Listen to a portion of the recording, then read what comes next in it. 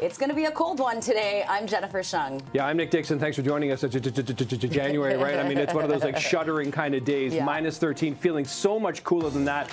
Live shot for one of our breaking news vehicles this morning, just giving you a sense what it looks like out there on the roads. And it's all about the cold today. The precipitation is more of a Sunday story, right, Bill? But today, it's all about layers, trying to find some warmth. Yeah, I mean, depending on where you are, too, because there are snow squall warnings in place. Okay. Where some areas can pick up 25 to 45 centimeters. So if you're watching us from the south end of Georgian Bay, you may be facing a different story today. And the special weather statement, including the northwestern quadrant of the GTA for about 5 centimeters. And we could see a few bursts of blowing snow here this afternoon. But Nick is absolutely right. I think for us here in Toronto, it's the temperature story. And I've had to correct a lot of people. I think there's some kind of clickbait going out there that we're going to head down to about minus 50. That is not the case. Some of the coldest air on the planet will be over extreme northern Ontario. Eastern Ontario will probably also dip in perhaps or get close to minus 40. But here in Toronto, we're going to be getting down tonight to about minus 23, feeling like minus 30. That's not to say that's not significant. We haven't gotten that cold. I think minus 23.5, we hit that January 6, 2018. And believe it or not, it's not even record-breaking. The record for this date is, I believe, minus 31.1 set in 1976. And the record for tomorrow is minus 27.8 set back in 1970. So it has been colder, but this is still significant. And I've set this little future graphic into motion to show you Saturday morning at 5:30.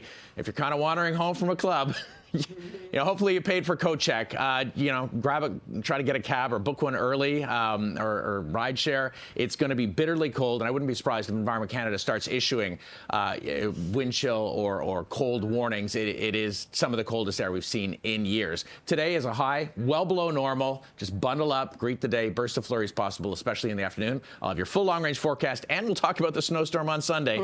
That's coming up, Lisa. May roll into Monday, too. Maybe an impactful one in the morning commute. I was actually going to address that because, it's something that we tend to plan for, especially when it's an overnight situation. There's nothing like waking up so early and having to drive in that amount of snow. So, fun times. Thanks so much, Philly. You'll definitely need to plan for your morning travels on this Friday. A busy start. We had some overnight construction, some issues to show you as well. Let's start on the South 427. So you can't see it here, but the express ramp onto the East Gardiner was single file. We had some overnight road work. You're going to find the ramp up from the South 427 collectors to the East Gardiner was closed.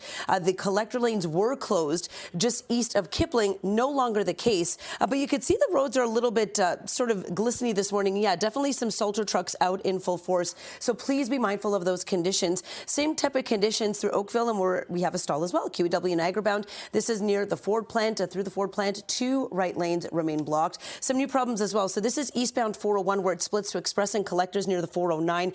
On the collector ramp, a vehicle close to the left lane. On the express ramp, a vehicle close to the right lane, and that's causing delays as well.